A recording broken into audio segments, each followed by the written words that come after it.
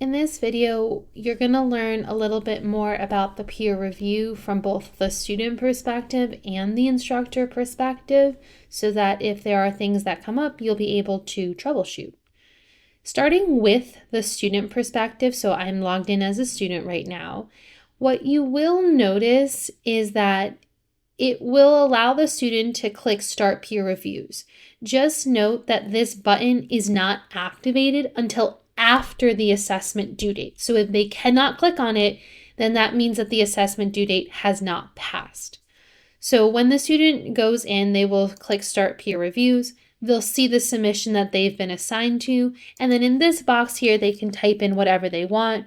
So for example, I could say work on the grammar and structure.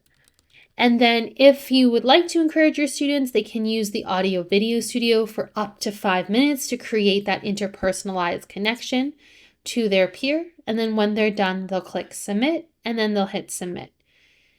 Now, what we're going to do is we're going to take a shift into the instructor perspective.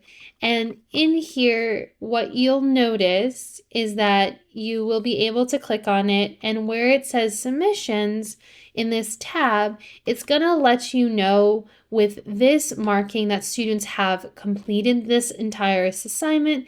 But if it says this marking, it lets you know that the student has not started a peer review.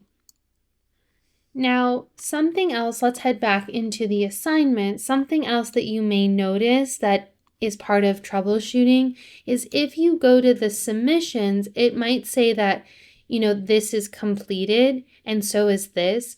But what's important to know is that, let's pick Wednesday, for example, that you do need to type in the score. And if you don't hit post, heading back into Wednesday, what's going to happen on this student's end is they're not going to be able to, let's look for it.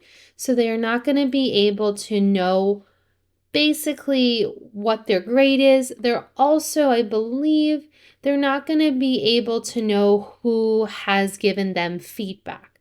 So it is very crucial that if you notice that, hey, they're not able to get feedback, that you're posting the grade here.